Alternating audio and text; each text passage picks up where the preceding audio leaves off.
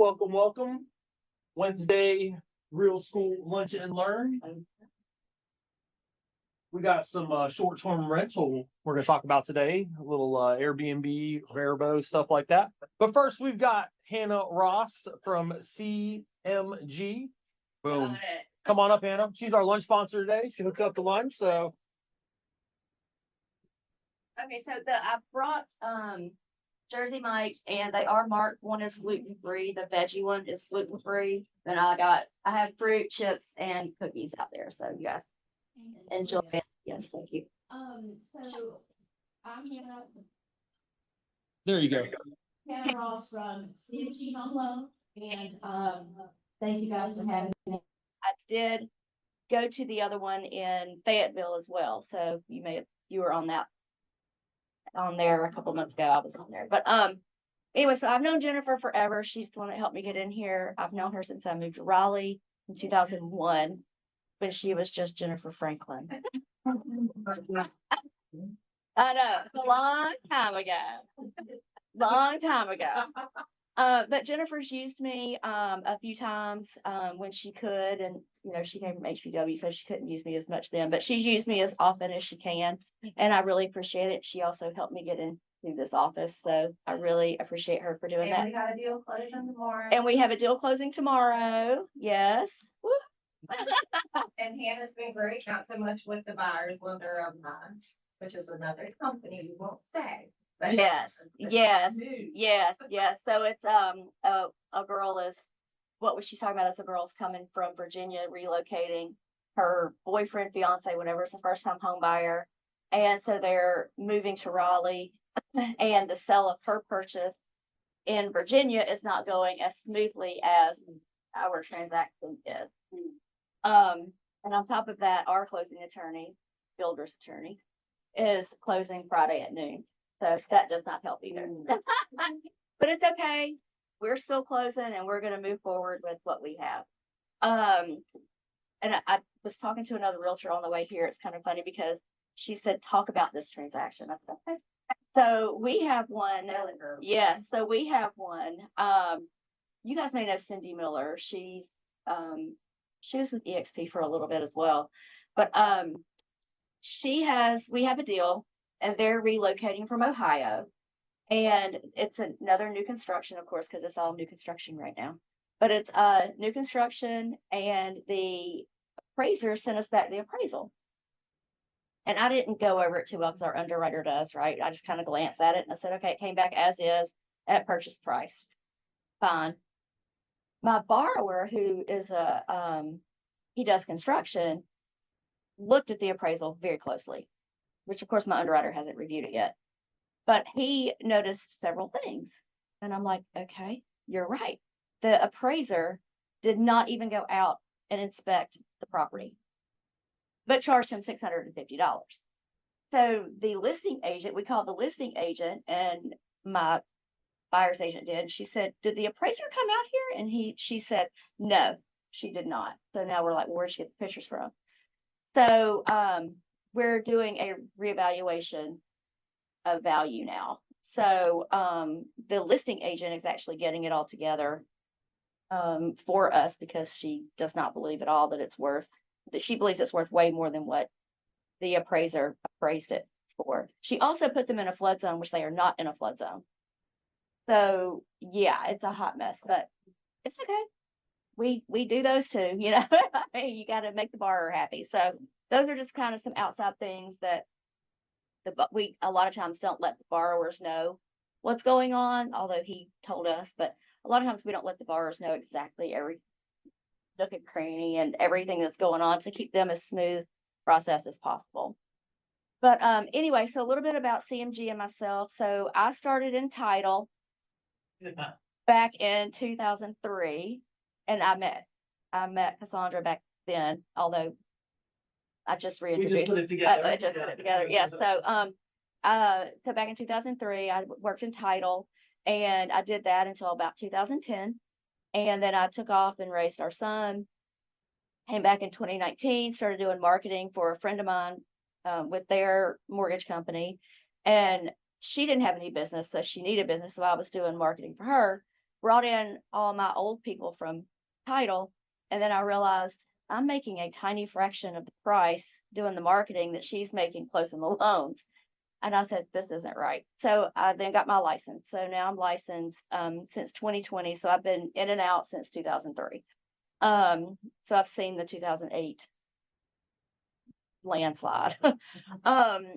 So now I work with CMG. We service a lot of our loans. We just purchased a bank, so we will be servicing more loans, which is pretty exciting. We just got the approval for our owner, Christopher Michael George, CMG, to buy his bank, to buy the bank. So that's pretty exciting. So we'll be offering a lot more products than we do now, as like banking products, checking, savings, all of that. So I will say that we offer all the typical products that everybody else does, conventional, FHA, VA, you know, everything that everybody else offers. We also have 986 products. So we have a lot that SECU doesn't offer, or, you know, just your random. Let's be honest, none of us would use SECU anyway. No, we don't. And to be honest, I'm very competitive with their rate. So I had somebody that told me what that rate was over at SECU. I'm actually very competitive with their rate. I can match pretty much any rate that you have as well. You do DSCR? Uh-huh. We do DSCR for first-time home investor. Talk about what DSCRs are, I think. Yes. So DSCR is for an investment product. Yes. Okay, good. So DSCR is an investment product. That a certain ratio has to be met, like your rent has to cover your mortgage, and you know, everything like that goes into that. And then we do have some that's 10% down, 20% down, 30% down, depending on the price of the home. So we do have that, and you do not qualify on income. You only qualify on the rental of the property. So for like, if it may already have a renter in it, you can qualify on that. You just get an appraisal for rent, and that's it. And it's super easy, super quick. It is super quick. The rate's going to be a little higher, but a lot of times it's interest only payments. So it's phenomenal product for investors. Short-term rentals, but Yes, exactly. Yes, I have had one. I've had several. We've got one right now that my partner's working on. So she's working on one of those in Nags Head right now. So yeah, DSCR is a great investment product. So if you have anybody wanting to buy investments, let them know they don't have to qualify on income at all. It is solely on DSCR. And the credit score doesn't have to be ridiculous either, because it really doesn't matter. I mean, it's like 680, I think, is the credit score or something like that, 700 maybe. So it's not like something you have to have an 800 credit score for. So we have DSCR. We have what's called an all-in-one, and I have the flyer out there for that. It's called an all-in-one. It's a first position lien HELOC. It is only for certain people, for certain buyers. So like you guys, so it would be perfect for you guys. It's commission based. If you get a big check, let's say you may not even deposit any money into this checking account, but you deposit money in a checking account. It sweeps over every night at midnight, and it shows a zero balance, but all your money is going towards your principal payment of your house. So it's principal forward. You can pay your house off in 7 years versus 30 years. I had a guy that paid his off in just a year. Yeah, so it's really cool. So it's a good product. There's a flyer out there, and I'd love to talk more one-on-one about that. We have a product called Home Funded, and it's really good for first-time home buyers or anyone that needs to crowdsource their down payment. The ratios may not qualify them for down payment assistance, which you saw at 45% on the back end. So Home Funded is a good way to help your buyers crowdsource their closing costs and down payment. We had a lady that was a member of a church. She wanted to buy her first home. She was like 60. She didn't have the money to put down for a down payment closing cost. She told her church, she signed up. She ended up getting like $60,000 in donations. And we don't have to source the funds because it's going through a Home Funded. You can do normal shopping, Target, Home Depot, Lowe's, any of that, and a percentage of that goes also towards your funds. And we match it up to $2,000. So those are just a couple of the products. I know I'm kind of talking fast, but those are a lot of the products. So, and we can close in 7 to 10 days, just like everybody else can. So you guys have any questions? I just have one quick question. Okay. Do y'all do the regular NCHFA? Yep. programs? Yep, I'm certified with NC Housing and community lending. Which community lending is tricky. I've got one right now that Fifth Third promised her she could get the $65,000 in community lending. And you cannot guarantee that because when funds run out, funds run out. So you cannot guarantee any community grants, anything, you cannot guarantee that. So if a lender is guaranteeing your client that on a pre-approval, they cannot do that. Just a heads up. They cannot do Thank that. you. Yeah. Thank you. Thanks a lot. Thanks. And Yeah. I see our heads and stuff out there, so. Yeah. Okay. You can go over. Thank Oh, okay. Yeah. Well, It's like a 3-hour class that I usually can teach. I gotta teach it fast. You teach us faster than that. Well, then I'll say really quick.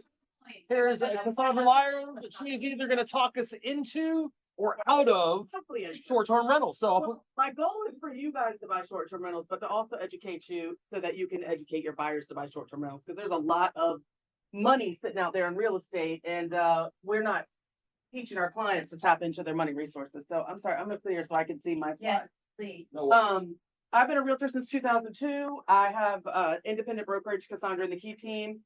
3 kids. I am a newer real estate investor. It's my 3rd year in real estate investing. I bought 6 short-term. I've actually bought 8 now. 1 long-term rental, I have primary home, 2 commercial properties. So I kind of dipped into everything.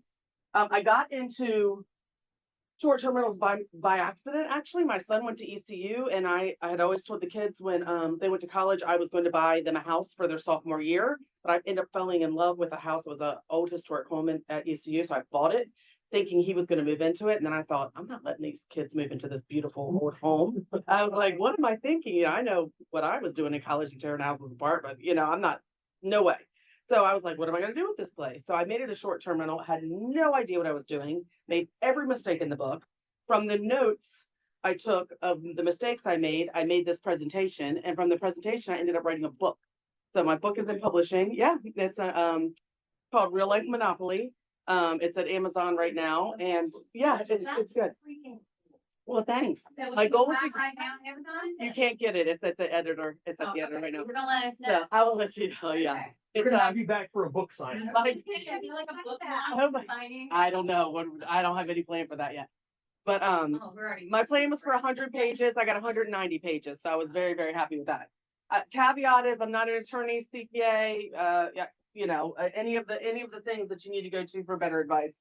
So in this room, does anybody have short-term rentals? Good. Okay. I can say anything, and y'all believe me.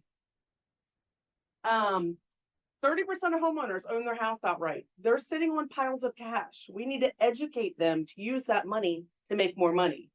70% of homeowners have at least 50% equity in their homes, and only 5.5% of Americans own a second property. Any guess how many realtors own a second property? Good guess. Anybody else? 10%. It's 5%. Wow. Less than the average population, realtors own a second home. We gotta fix that, y'all. Every house you go into, you should look at, is this a good property for me? The money is out there. Everybody thinks, oh, I don't have the money. There's tons of people that would love to be a backer on these kinds of deals. So don't let that inhibit you. Okay, I like to talk about this rich versus wealthy. Rich is a person with above average purchasing power. Wealth is a measure of the ability to live without working. So you can make $10,000 a month and be broke. You can make $100,000 a month and be broke, or you can make $10,000 a month and be wealthy. So I want you guys to build wealth. It's not money in, money out. It's how much money do you have that is making more money. You need to make mailbox money. While you're sleeping, your money needs to make money. And that's what real estate does for us. Some quotes I like, 9% of millionaires become rich through real estate, blah, blah, blah. Be a gold digger. This is really important when you start out on your investment journey. You got to figure out what kind of property you want. Do you want a place that all the places I buy are homes that I want to go stay in. I have a house in West Jefferson in the mountains because I want to go to West Jefferson in the mountains. I have a house in Wilmington, the house at ECU. You got to figure out, is this straight? I want to knock it out of the park and make the most money possible, or is that a hybrid second home rental property that I want somebody else to pay for? there's a lot of things that you guys need to think about, and think about how much maintenance you want to do on it. Long-term renters take care of a lot of the maintenance. They take care of the yard. On the short-term rentals, I'm responsible for the yard. I'm responsible for getting it cleaned every time. So when you think about real estate investing, you got to think about what your goals are. Alphabet soup. LTR is a long-term rental. A long-term rental is any property that you own that you rent for 6 or more months to the same person. Midterm rentals are 31 days to 6-month rentals, and short-term rentals are 1 to 30-day stay. Short-term rentals are almost always furnished, and they earn about 3 to 4 times the amount of a long-term rental. So it's a cash cow, a short-term rental, if you get the right one in the right market. Midterm rentals earn about 2% of a long-term rental. They're generally furnished as well, and long-term rentals are unfurnished 6+ months. So again, under 30 days, short-term rentals are ideal for people relocating, visiting friends or family, in town for business. My place in Greenville kills it. And it's mainly from parents coming to visit the school, come with their kids and see if they want to go to school there. Football games, insane. I don't even stay at my own place for football games because I can rent it for $500 a night. So what, I can stay at a hotel for $100 a night or just drive back, drive back. Lots of traveling nurses. The secret sauce that I found is if you have a teaching hospital, like they have at Greenville and in Greensboro, there's a teaching hospital and a university in the same town, slam dunk short-term rental towns. So that, people coming in town for business, a lot of construction workers stay at my properties. They're there on a couple week, job. And I like this as well because the company usually, rents it, and they're not going to act a fool when their company rents it. They're not going to go in there and party and tear it up, which rarely ever happens. Other words, sometimes you'll hear just people say, I have an Airbnb. It's really a short-term rental, but Airbnb is the company. It's kind of like calling a copier a Xerox. It's just, kind of the other terms, or they say VRBO or vacation rental. It can be a condo, a townhouse, detached property, a single room, but it cannot be a commercial property. Short-term rentals are not commercial. And the rates fluctuate per night. That's one of the big differences between the long-term rentals and the short-term rentals is I may charge $90 a night or I might charge $500 a night. And we'll talk a little bit more about that. Why would you stay in a short-term rental over a hotel? The number one reason is people want to be able to cook. They want to be able to sit on a porch and they want to take their pets, to be honest with you. They calculate, if my short-term rental is more expensive than the hotel, they go, okay, but I can do my laundry and I can cook my meals here. So that's the big thing is you need to have nicely appointed kitchens and outdoor spaces. They want to be able to sit out on the deck. They want to sit on the front porch and have their coffee. They're not getting that in a hotel room.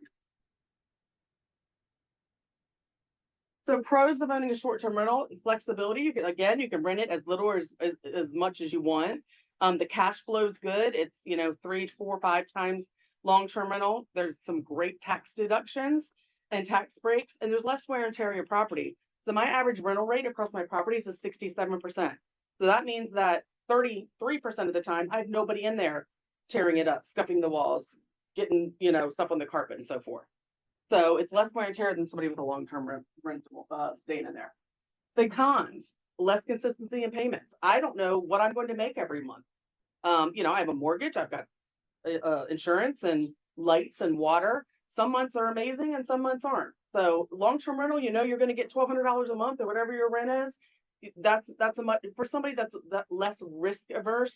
Long-term rental might be the way to go. If you're willing to take a little more risk, there's a lot of money to be made in short-term rentals. I pay all the utilities.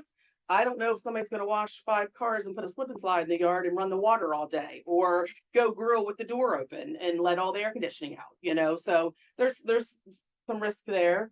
It takes more effort to run a short-term rental, that's for sure. And lots of neighborhoods do not allow them. So that's something we'll talk about in a minute, but you got to really do your due diligence when you're looking for the right market. Yeah. On your short-term rentals, do you use an Airbnb or VRBO, or do you do everything yourself? Like I 100% use both of them on all of them. Yeah. Like 95% of my business comes through one of those 2 channels. So I have a question with that. When they charge you the cleaning fee and stuff when you book with them, so they don't handle scheduling that. That's They on do you. not. You're just taking the money and you schedule all of that. Yeah. Got it. And there's a third-party company called turno.com, and it's kind of like Fiverr. You go out there and say, I've got a 3-bedroom, 2-bath house in this town, and all the local cleaners bid on it. And then you pick a couple cleaners Brilliant. and they connect. Landscapers and all of Mhm. that. Turno.com. Not the landscapers, it's only cleaners. Is it Okay. worth just putting it all on the management company's plate, or do you? Okay, you Because we are real estate agents. totally. A management company's gonna take about 20%, and you need to be making, and the average short-term rental makes about 20%. So you gotta really either be in a booming market. There's this hybrid model of management called co-hosting now, where they'll do some of the tasks, but not all of them. You do some and they do some. I'm finding that is much more cost effective because you can still make profit, but yeah. So there's 3 types of short-term rental markets, major metros like New York, LA, Chicago. People are always going to these places, but they're the most volatile because they're like New York. When they up and said, no short-term rentals like a year ago, 2 years ago. So you never know what you're gonna get there. The national vacation markets, Orlando, Hawaii, Nashville, they're more stable. They're always gonna get short-term rentals. I love these markets. And then you've got your regional markets like Charleston and Biloxi and Asheville and so forth.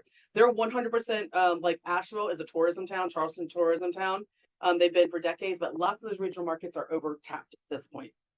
So can you talk a little bit about how you know that? Because I know when Abby lived in Nashville, we were looking at buying a place Yeah. as an investment, as an investment property. And what we were finding is like, there's a certain amount of permits that are given out in the municipality that you can only have a certain amount of short-term rentals. So can you talk a little bit about like how you figured out where to go and what to stay away from and how to find that out? Because it's not like it's just in the covenant. I know. And so in the towns that I don't sell in, like Wilmington, I got a realtor because they know the local market.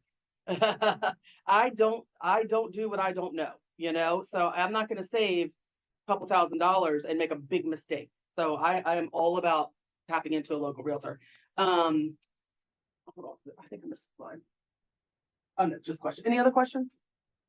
I'm sorry, I'm flying, I know. You're fine.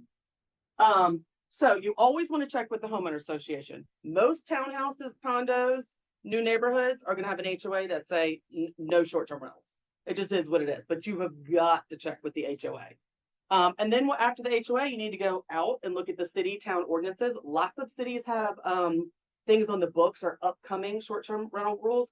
Garner, for example, I live in Garner proper. They have a short-term rental zone, and it's White Oak. Basically White Oak and down Main Street where you can have short-term rentals. So basically what they did, they said, we're gonna allow short-term rentals, but there's no residential housing in their zone. I'm like, good one, guys. So yeah, I bought a house in Main Street, off of Main Street. I have a duplex that I short-term rental. And it's 2 houses off of Main Street, and I am out of the short-term rental zone because just Main Street I'm like, fight me, you know, seriously. So I'm technically out of compliance, but there's nobody governing it right now. But all these towns are putting rules in place so that if it starts to become a problem, they're ahead of the game. So would you say now is probably an opportune time before they start restricting this more and more than they already are? I feel like they couldn't, and I don't mean to. Yeah. But part of the conversations, I feel like they couldn't as much during COVID because they knew people just needed somewhere to So go. true. And now they're kind of like, let's make sure that we're regulating, get this. They're get getting ahead of piece it. Of this, all the things. Mhm. So, For sure. Okay. Okay, so after you look at the city, town, county ordinances, you need to look at the cap rate for the neighborhood because they may allow short-term rentals, but they're capped. So another piece of due diligence you need to do. Then you need to look at any upcoming legislation, and this is where a local realtor, local expert, local attorney can help you figure out. It may not be on the books today, but I buy the house today, and then next month, something that's been going before the town council comes up, that's a bad day. So you really got to do your homework when you're considering an area. I have a listing right now. They bought it as an Airbnb and their listing agent didn't tell them that they were not allowed in this neighborhood. And I'm talking, they bought it fully furnished. Oh boy. Paddle boats, all the things to go with it. And same thing, they wanted to come down, live in it like 2 weeks out of the year, almost like their own little timeshare, and then Airbnb it the rest of the time, and not allowed. Yeah. And that was in the HOA level covenants, you know, of? Yeah. And I'll tell you, in these neighborhoods, one renter pisses off one neighbor and it is war. And it's gotta really get ahead of that. Okay, so what do we buy? Properties of different sizes, you know, have different return on investment. Big houses make more money, but they're also a bigger problem. Big houses with lots of bedrooms are like, let's go party in these houses. You know, you got to figure out who you want to be your clientele, which goes back to be a gold digger. Exactly what do you want? Do you want families? Do you want, you know, the golfers, the 15 golf guys looking for a place to stay, and somebody's going to be, you know, puking in your bushes? But you know, you got to really figure out these things. Doesn't happen. Yeah. General rule of thumb, 4 bedrooms have better return of investment than less bedrooms. However, the expenses are only 20% higher. 4 bedrooms are the golden goose. Buy a home that's type appropriate for the area. Don't buy, you know, a chalet at the beach. Like, you want something that really fits in, because people are going to that area to feel the vibe of that area. So you really want it to be appropriate for that area. And then again, are you picking a house for your family to stay in part of the year? It may not make as much money, but it's also making some money, and you get a vacation home. So things to think about. Oh, what do you look for when you guys are booking vacation rentals, out of curiosity? What are the things you're like, it must have an X? Beds in one of the rooms, because I have 4 children. They can't just have 3 beds and 3, you know, I Okay. have to have. Yep. something where I can throw my girls in one room. Okay. Love that. Okay.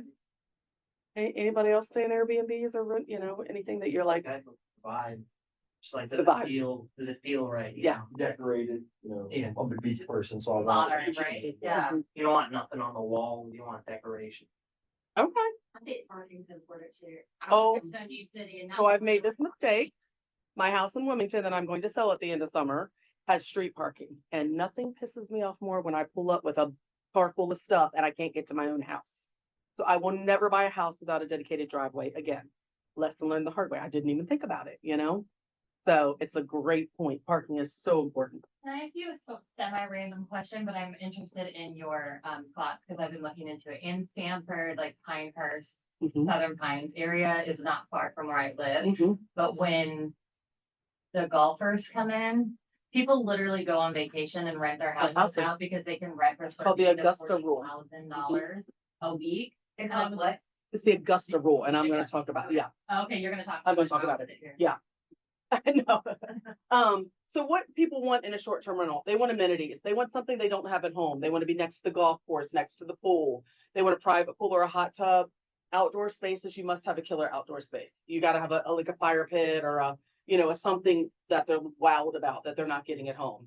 A view is always a winner. If you're looking at a mountain, if you're looking at water, if you're looking at the ocean, a view is always a winner.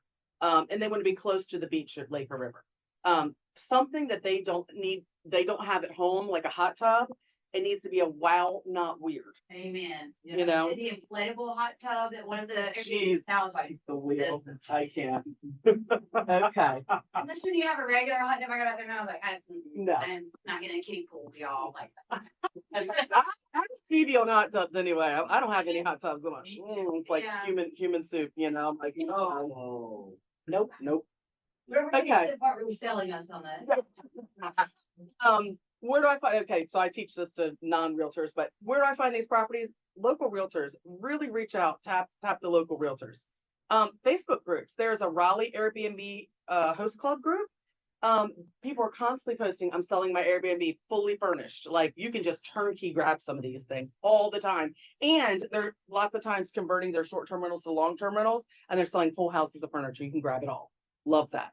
Friends and family, let them know, I'm looking for Airbnb. Who do you know that's selling, you know, property in this town or whatever? You can take part of your current home or your current home and turn it to an Airbnb. Lots of people do this.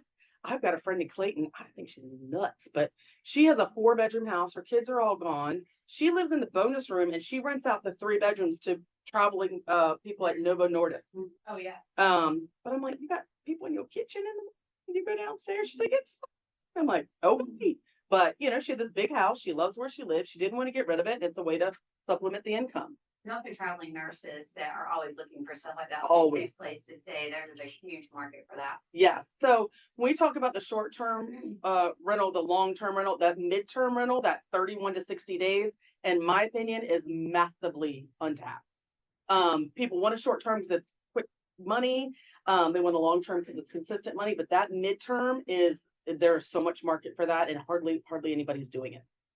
Go ahead. I was just gonna say how the investors that I know that have them, like this little one that turned commercial right here on Cleveland Road was an Airbnb. I was like, on Cleveland Road, what is it? And same thing, it was a midterm rental and it was always full. When I put it on the market, I had like 3 days of the month and I might be able to show it. And so I was like, it's an investment property for this reason. It stayed full, just a little brick ranch on Cleveland Road constantly. And so you can also do a hybrid model, like my place in Wilmington, I short-term rental it until about August, and then I look for midterm renters for the winter season. So you can hybrid model it as well. Put an ADU on your property. I just did this in the mountains. I put a tiny house behind my main house, and the tiny house is running better than the main house right now. Killing it. And you would rent those out. I rent them Independently? separately and I rent them together. Okay. Yeah. If you have any long-term rentals, convert them to short-term rentals. So there's, lots of places to figure out.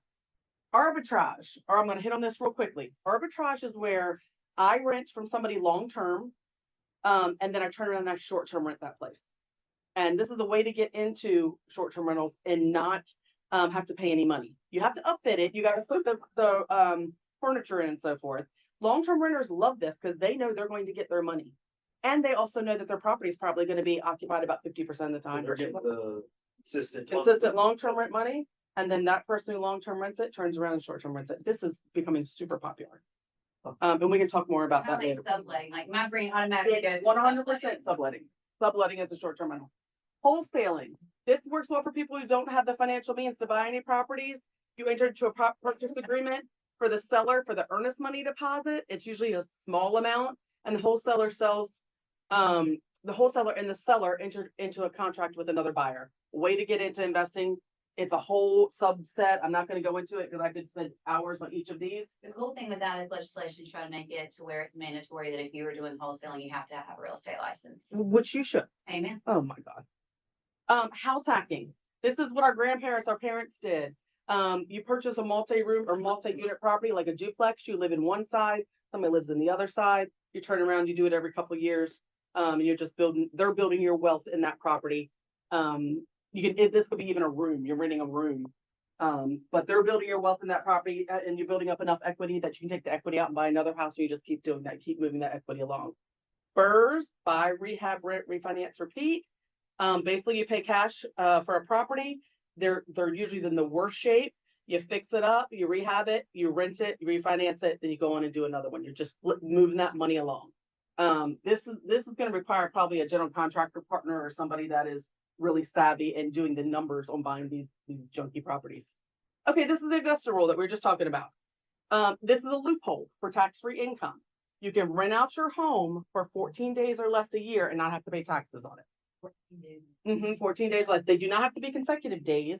Property must be in the US. Hey, darling. This defers the vacation rental taxes. So this is what people are doing. This started in Augusta, Georgia with the golf tournament masters. And this is what they're doing in Pinehurst. They're basically. I know a couple of people that literally just went to Europe and went to the Caribbean while they were there and rented their For house out that for money. $40,000. Yeah, good for them. Paid for their Good for them. vacation and then put money in thing. I'm like, okay, yeah, I need to be looking at it. So talk to those of us that are having the heebie-jeebies right now about somebody staying in their house. I know, because it's not just set up something as a you gotta get short-term rental. You right, gotta lock right. your stuff up, yeah. So in the short-term rentals, I have a coffee bar in every one. I've got the toilet paper. I've got the extra bed sheets. I have a closet in every short-term rental that's dedicated to it's basically an owner's closet, and they all are locked. I don't know how you lock your stuff up. I mean, that's just like my supplies and my extra linens and my extra towels, and you'd have to, get all your medicine, all your documents. I don't know how they do that. I wouldn't do it. Maybe for 30,000 I would. Yeah. Any questions yeah. We just talked about the 14-day rule. What is the other rule as far as using? Because the reason I was like, well, I want a place that I can go to, but then there's the rules of you can only use it so much personally before this, unless you're going down there to. You can always go down there and work. Believe me, Work there is on not the property. one time I go to my property that I'm not doing something. Okay. I have a spreadsheet of each house, and when I go and I before I go, I look and see what needs to be done. I get all my supplies and I do them. And by the time I leave, I'm updating the spreadsheet with next time I come, I need to do this. Okay. You're always working on the property. But like, I guess, are you asking about the tax implications? Yeah. Like, and where can you kind of, not fudge, Yeah, but, but you make it to your, well, from what I understand, that's kind of what they do. They go down there to work on the property and, you know, take a 3-day stay down there and do stuff, and it doesn't count against your personal use of it, I guess, is what I'm trying to say. What, do you know off the top of your head what the cutoff is? whatever. Okay, so why make your property a midterm rental? I think we talked about this a little bit. People that are traveling nurses, athletes that are in town for just the season, military, construction, people doing remodels on their home, or they're, you know, they've had a flood or something, they need somewhere to stay for a couple of months. You find these midterm renters on HomeAway or Furnished Finder. Furnished Finder is the big one. 50% of midterm rentals are in the medical field. Lots of times they're housed by their company, so again, they don't go in there act full. You always look for midterm rentals for the 3 H's next to highways, hotels, and hospitals. They make the best midterm renters. And you may or may not have it furnished. Usually you do have it furnished. Okay, so is it long-term best for you? Do you want steady Eddie consistent income? Do you want the tenant to pay for their own utilities? You don't have to have the cleaner in there a couple times a week. Long-term's best for people who are risk averse. I want to be cool like this. Questions to ask yourself when you're deciding between the 3, short-term, midterm, or long-term. What are your goals? How long do you want to hold the investment? How much time do you want to spend managing? Do you want to furnish? And how much return do you want? Because again, the short terms are making a lot more than the long terms, but it's more work.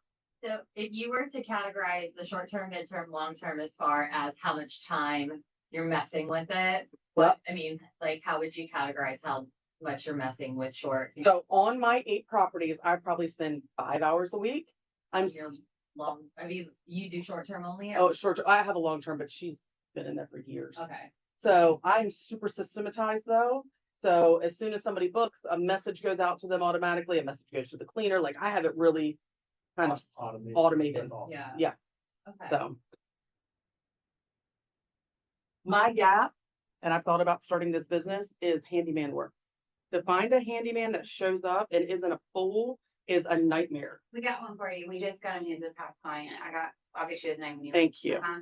Yeah, that is my number one problem at all my properties, because like in Greenville, the doorknob fell off of the bathroom. I'm like, drive to Greenville, put a doorknob on, or I could have somebody in that town. And as soon as I find somebody, they're, you know, in rehab or something, in jail, you know, like literally I cannot keep a handyman. There's also a Saved company my called life. Sweet, where they literally like, it's kind of like the new Angie's List, but they find the people for you and you just pay it on top of fee and then they manage them. It's been great for like moving, stuff Okay, like that's that. a good tip. They've been one of the Thank you. vendors that have come here several times. It's Fantastic. fairly new business, but it's not a new concept. It's new to the area and I they're love called that. Sweeps. And they've got people and they kind of task, like, they've got a whole repertoire. They're kind of like They're like TaskRabbit. probably. TaskRabbit. Something like Okay. that, yeah. Okay. Okay. Awesome. Okay. Where do I get the money? I own a mortgage company as well. So this is my mortgage company's information. Credit unions. I know we said we don't like SECU, but they love to loan on investment properties and they're very easy to work with. You can pull some home equity again.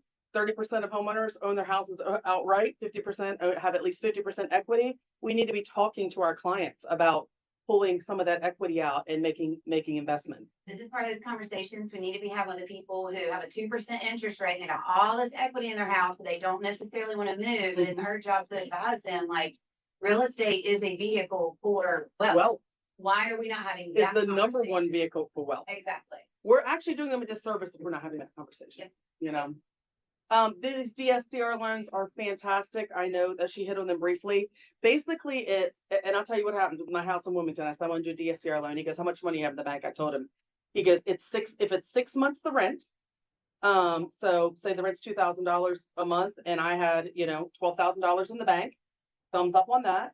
He went to Zillow and looked at the Zillow rent rate and said, what are you going to rent it for? And I said, you know, I made up a number. He goes, check to that. And he wrote me the check for the house. It's so, he didn't pull any credit, didn't look at credit report, nothing. They're so easy. The rent has to be at least 100%. So you have to be able to rent it for $1,200 a month. If your mortgage is gonna be $1,200 a month or a little bit more, sometimes they want 1.1% and 1.2%. These loans are easy breezy. Now, real quick, is there a specific property that would be better to attach to, like a short-term, mid-term, long-term, as far as, They're just for investment properties. that's what I'm saying, but I mean, is there a specific one that Oh, would, no. that would be better to use No. as far as? Nope. Okay, Nope. I mean, they're very, very easy. Nobody knows about them, the as long problem. as they just get their money every month, they're happy. There. Gotcha. Self-managed IRAs, there's $13.2 trillion sitting in IRAs in the US. That IRA money oftentimes can be used to buy real estate. Solo 401ks, up to $50,000 of that can be used for real estate. This one I want to really, this is one I think is the ace in the hole. So I saved for all of my children college fund in a 529. I've regretted that ever since the child went to college and dropped out of college. And I'm like, damn, I got all this money and I can only use it for education. But what I did was I bought him another house in Greenville. And each college has a website that shows how much it would cost to live on campus. So his was like $750 a month for the housing and you know, all of that stuff. I could take $750 of his 529 and put that towards his mortgage. So I was using his 529 to pay for his mortgage for the house I bought for him. So that is a trick that a lot of people don't know. There has to be a 4-year accredited college and the amount you put towards the mortgage has to be equal to what it costs to live on campus. All right. I'm at the others. Like into these, oh, okay. So this, for example, this is ECU's breakdown of what it costs to live on campus. So basically, for food, for housing was $11,000 a year, divided that by 12 months. It was $916. Sorry, not $750.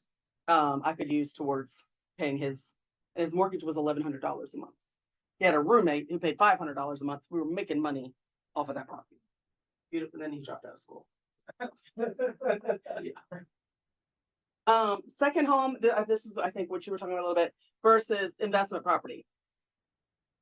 So many realtors I talk to don't understand this. You can have 10 second homes. Everyone's like, I've got a second home. I'm like, get another second home. The bank will usually loan up to 10.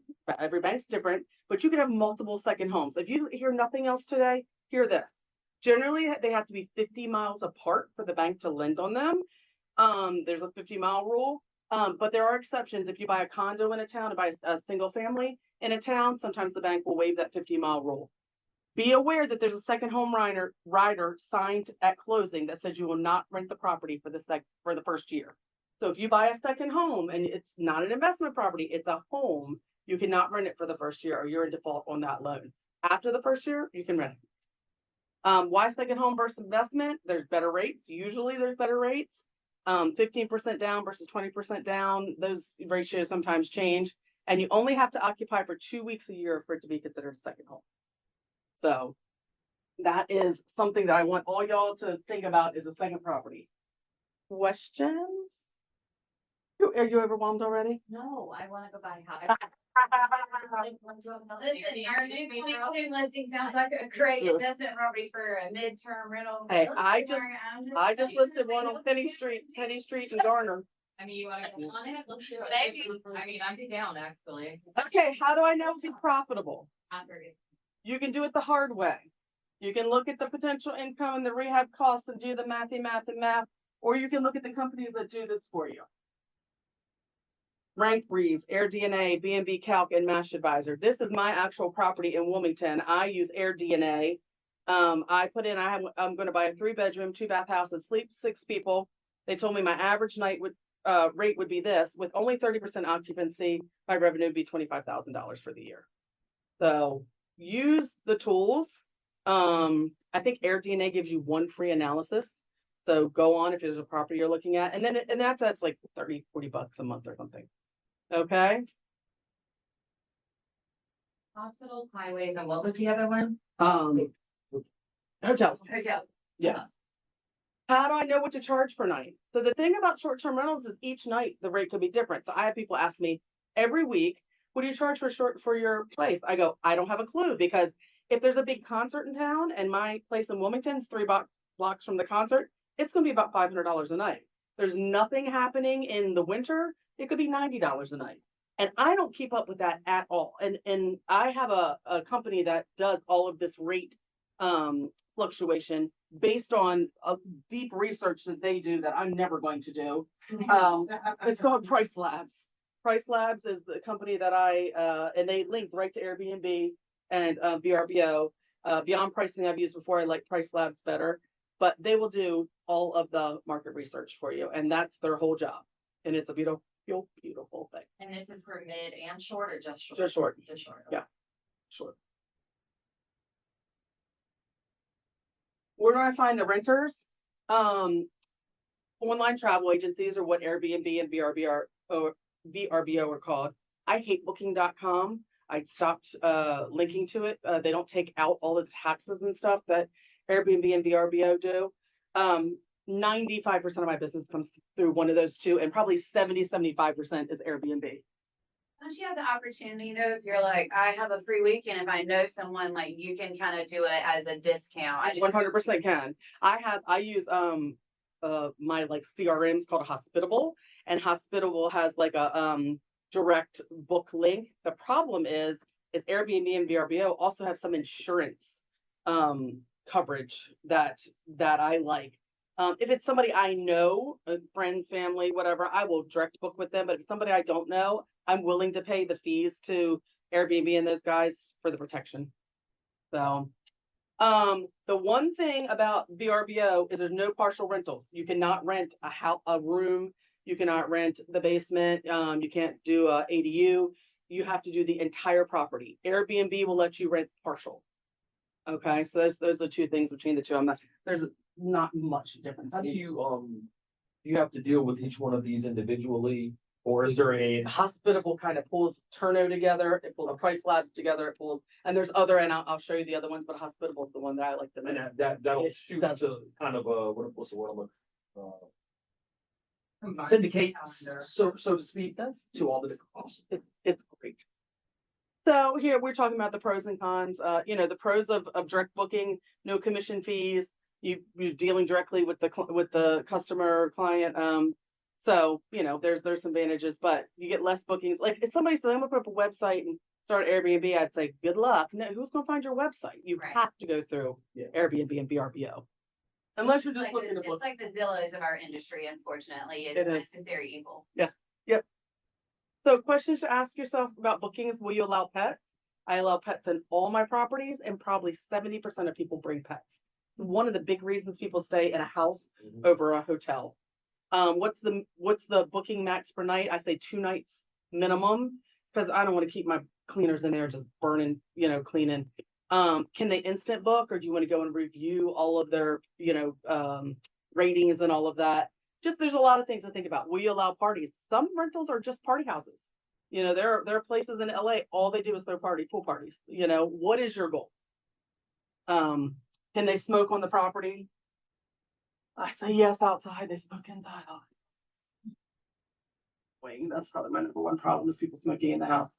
Do you self-manage or co-host? If you have a management company, it's lovely. You can be as hands-off as you want, but they're gonna take about 20%. And most short-term rentals, if you're making 20% profit, you're in good shape. So they're basically eating it up. There's a new model called co-host where you do some of the stuff, they do some of the stuff, you work it out, which pieces you're gonna do, it's less expensive. So that's kind of a nice option. Who's on your team? You have to have an amazing cleaner. The cleaner is your eyes and ears in the place. They're gonna tell you somebody partied in there so that you can leave good or bad reviews.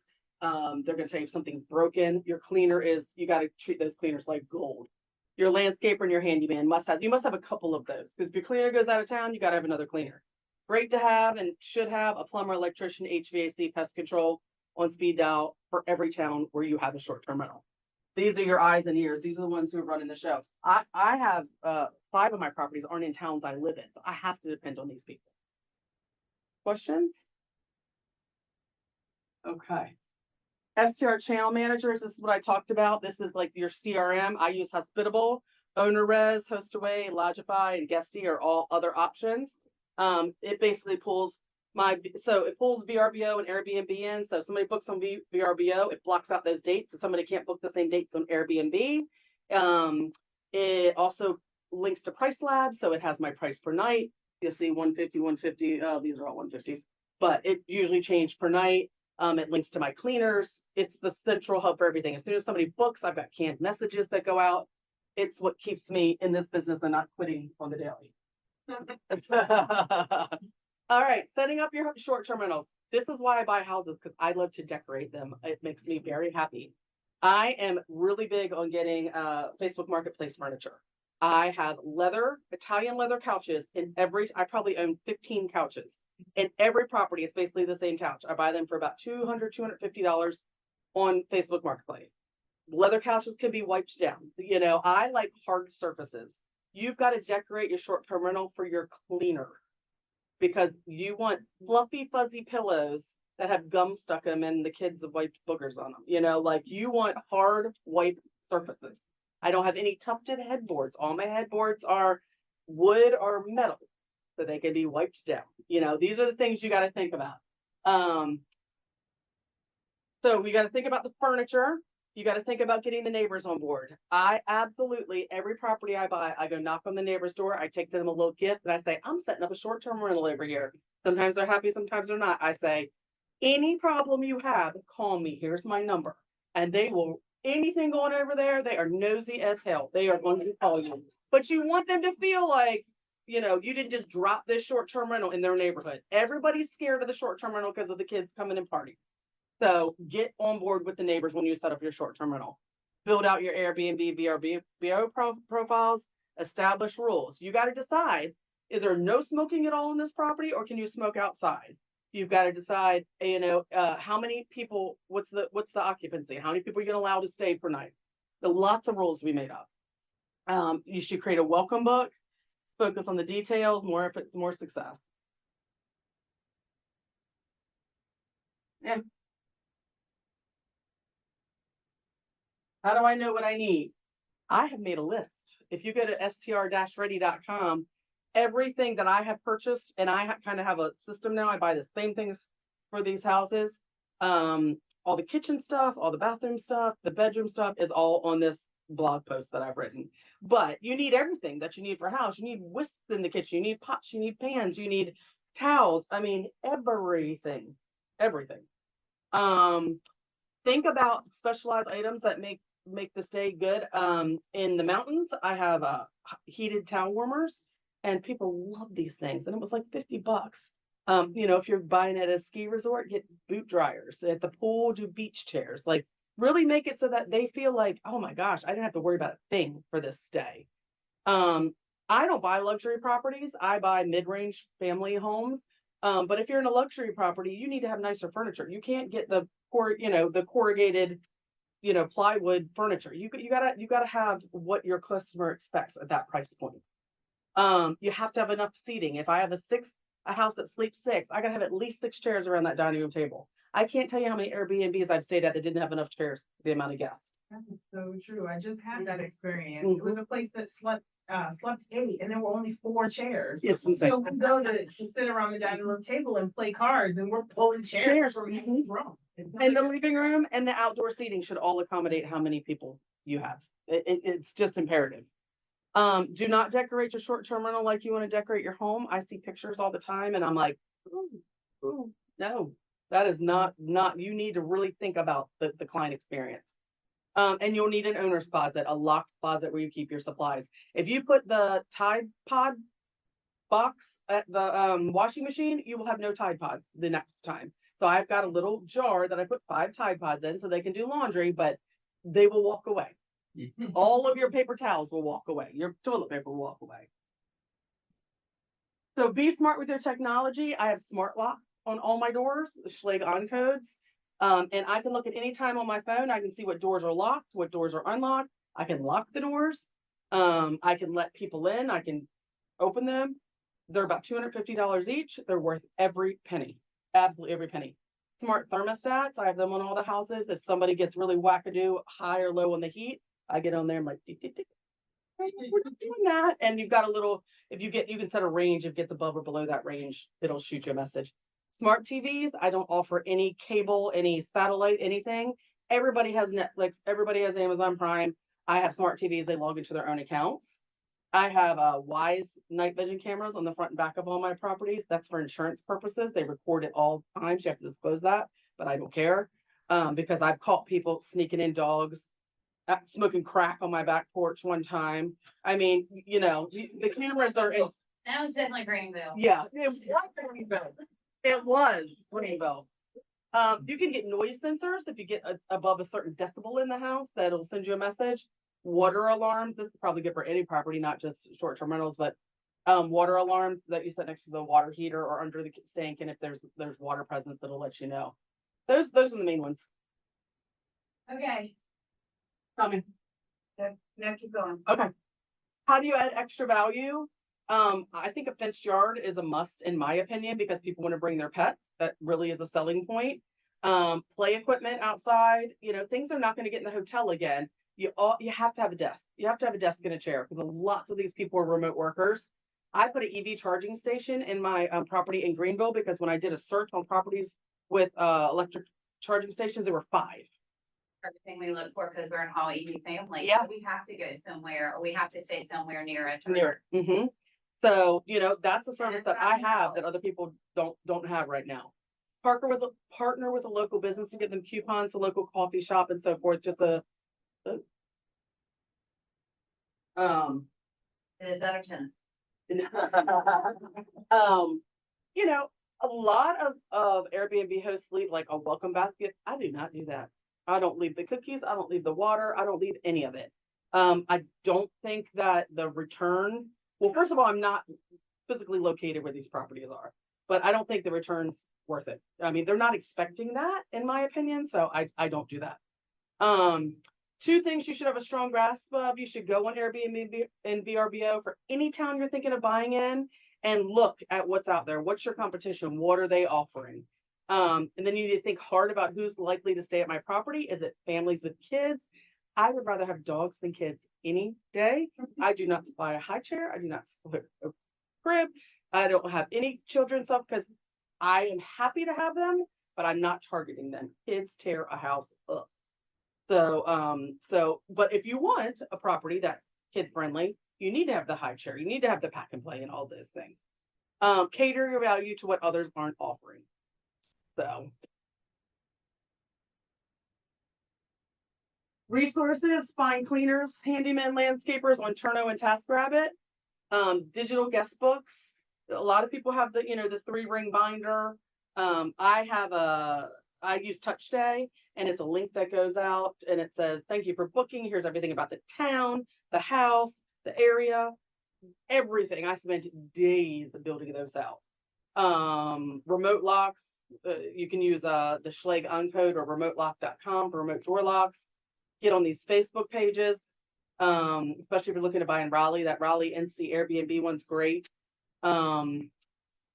Avery Carl, she's the XP agent. She is the boss on short-term rentals. She wrote a book called Short-Term Rental, Long-Term Wealth. Read it. It's amazing. And these are a couple podcasts that I like. This Vacation Rental Success Podcast, and thanks for visiting. And Avery Carl's the short-term show. He's kind of like my short-term rental hero. Okay, you've convinced us. Where do we start? Find a good realtor. So for me, my first one is going to be the market that I know. I feel like that is what I'm more comfortable with. So what do you feel like for a novice person like myself would be the best? I would not pay cash. So I need to do some type of a DSCR, which I just learned about from you. So thank you. Where would you tell somebody like me starting completely fresh in a market that I know, what would be step 1, 2, and 3? Well, first of all, is it something that you're going to want to stay in or no? No. Okay. So then you're just going for straight, how much money can I make? I would go on that AirDNA site and I would search on towns. And they will tell you I'm a data person. I love data. I get all geeked out on data. So it has so much data on it. And it'll tell you the market's oversaturated, like Nashville, oversaturated. So you could just, and like Benson may be a killer place to have an Airbnb. You don't think it, but my one in Garner, in downtown Garner, I bought it because it's behind the wedding venue. Every weekend it books out with weddings. Super smart. Yeah. So it might not be an amazing town, but it's just the perfect location. So there's no like, this is the way to do it. It's very nuanced, but I would definitely get on that AirDNA. DNA. Okay. Yeah. I went super fast. What made you decide to start? I mean, I know you said, because I think your first one, I guess, was for Parker. Yeah, I literally had no intention of getting a short-term rental, but then I was like, oh, we're making real good money here. So then I bought one in Wilmington because I wanted to stay in Wilmington, and then I bought one in the mountains, and then I this in Garner, and it just happened fast. So, and the reason I ask, I'm glad we're having this conversation, everybody sitting here, like, I am more of the long-term rental conservative mindset person. Like, I've done a flip, hated it. I've done a long-term rental, it was fine.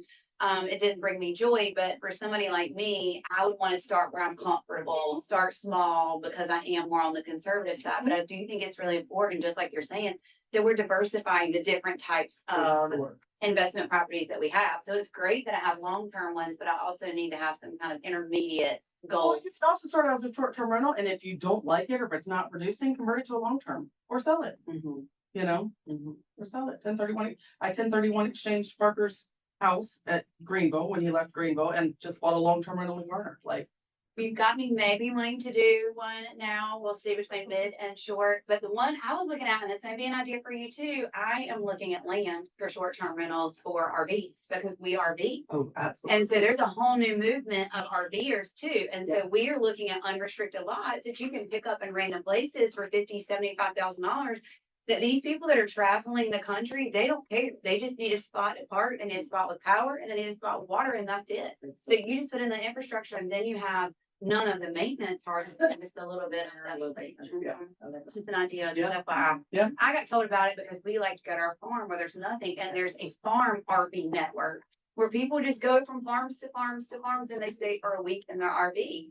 And so I was like, I gotta just have a little setup. And that was my very first RV experience, was in a nice RV park.